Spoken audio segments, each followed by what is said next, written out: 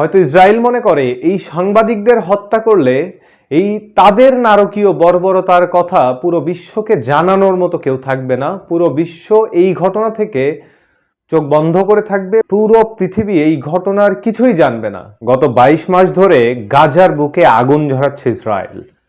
সেই আগুনে পুড়ছে নারী, পুরুষ, বৃদ্ধ, শিশু, সবাই।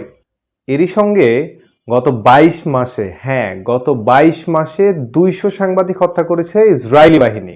যাদের কলমের খোঁচায়, যাদের ক্যামেরার ছবিতে, যাদের কথায় পুরো বিশ্ব এই নারকীয়তার ঘটনা জানতো, আজ তারা সেই সংবাদ সংগ্রহ করতে গিয়ে নিজেরাই সংবাদের শিরোনামে পরিণত হয়েছেন। গতকাল দক্ষিণ খান ইউনিসের একটি হাসপাতালে ইসরায়েলি বাহিনী বোমাবর্ষণে 5 জন সাংবাদিক নিহত হয়েছে, যার মধ্যে একজন রয়টার্সের সাংবাদিক ছিলেন, একজন এপির সাংবাদিক ছিলেন।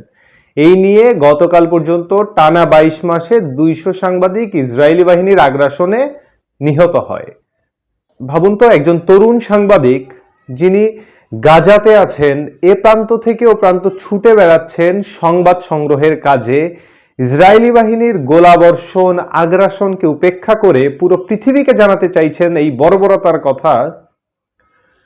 এই ছুটে বেড়ানোর মাঝে হঠাৎ আকাশ থেকে নেমে আসলো একটি আগুনের গোলা, নিচে পড়ে রইল তার নিথর দেহ আর ক্যামেরাটি। পরদিন সংবাদ সংগ্রহের কাজে ব্যস্ত থাকা সেই ছেলেটি ইসরায়েলি বাহিনীর আগ্রাসনে নিথর দেহে নিজেই সংবাদের শিরোনামে পরিণত হয়ে গেলেন।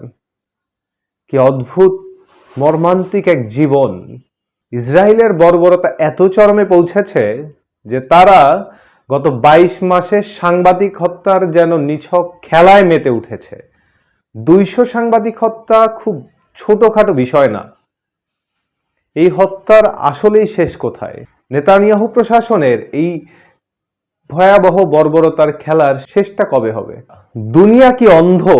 দুনিয়া কি বধির? এই 200 সাংবাদিক হত্যা কি তাদের বিবেকে নাড়া দিতে পারে নাই? এই 200 সাংবাদিক হত্যায়ও কি তারা চুপ থাকবে? হয়তো ইসরায়েল মনে করে এই সাংবাদিকদের হত্যা করলে এই তাদের নারকীয় বর্বরতার কথা পুরো বিশ্বকে জানানোর মতো কেউ থাকবে না। পুরো বিশ্ব এই ঘটনা থেকে চোখ বন্ধ করে থাকবে। পুরো পৃথিবী এই ঘটনার কিছুই জানবে না।